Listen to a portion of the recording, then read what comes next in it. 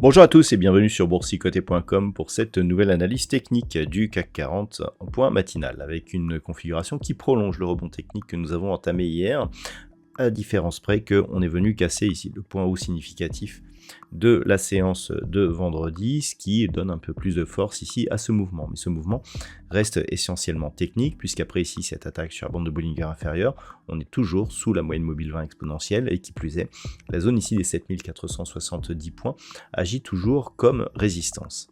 Au niveau des indicateurs techniques, on manifeste bien ici la dynamique haussière qui est en cours, notamment sur les histogrammes du MACD, accompagné ici du RSI qui est sur une trajectoire de sortie de sa zone de survente. On l'a vu hier, les volumes sont en baisse, alors légèrement au-dessus de la moyenne, mais en baisse par rapport aux volumes qui ont été observés lors de la phase de baisse, donc ce qui nous indique qu'on n'est pas encore dans une grosse conviction. Au moment où je vous parle, les volumes sont encore très faibles par rapport à la moyenne des séances, donc on ne peut pas réellement parler de conviction aussi qui pourrait nous porter au-delà de certaines zones techniques. Donc on est ici sur une configuration de rebond technique, au moins tant que nous sommes ici sous cette zone de moyenne mobile 20 exponentielle et sous cette zone des 7470 points.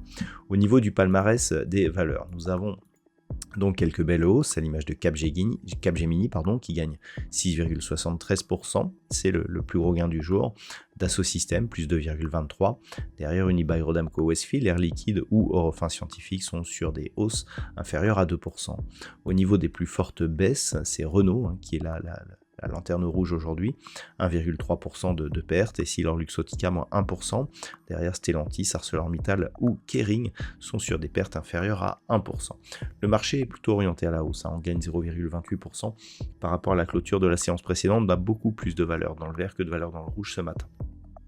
Donc techniquement, effectivement, compliqué de croire à une grosse conviction par rapport au niveau technique. Donc ce qu'il faut surtout se souvenir, c'est que par rapport ici à cette dynamique haussière, on est venu retracer 50% de la tendance, on a entamé la zone 50, 61,8. Donc pour l'instant, on est toujours dans une dynamique haussière qui a consolidé et qui pourrait reprendre. On attend pour cela les niveaux de confirmation. Par contre, si les cours ne parviennent pas ici à casser ces zones moyenne mobile 20 exponentielle 7470 points et que l'on redescend rapidement ici dans cette zone 50-61,8, le risque sera de casser cette zone des 61,8%, 7283,50 et d'avoir un objectif de retracement total de la tendance, à savoir un retour potentiel ici sur une zone proche des 7030 points.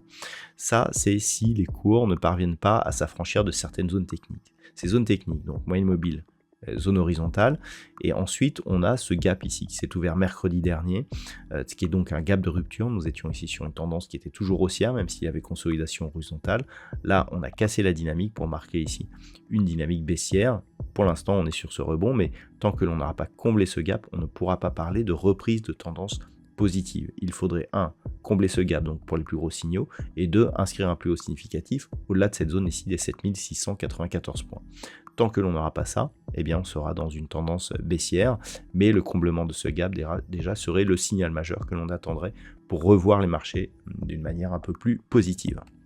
Voilà donc ce que l'on peut dire sur cette analyse technique pour ce matin. En termes de macroéconomie, alors nous avons eu quelques chiffres macroéconomiques ce matin, notamment les chiffres de l'inflation en Allemagne, un chiffre d'inflation qui s'est révélé légèrement négatif, moins 0,1%, mais c'était ce qui était prévu, donc ça peut effectivement aider la Banque Centrale Européenne à poursuivre donc sa politique de baisse des taux. Pas d'autres statistiques majeures aujourd'hui, ce pourrait être donc une journée relativement calme. Je vous souhaite donc une bonne séance, on se retrouve dès ce soir pour toutes les autres analyses techniques du site boursicoté.com.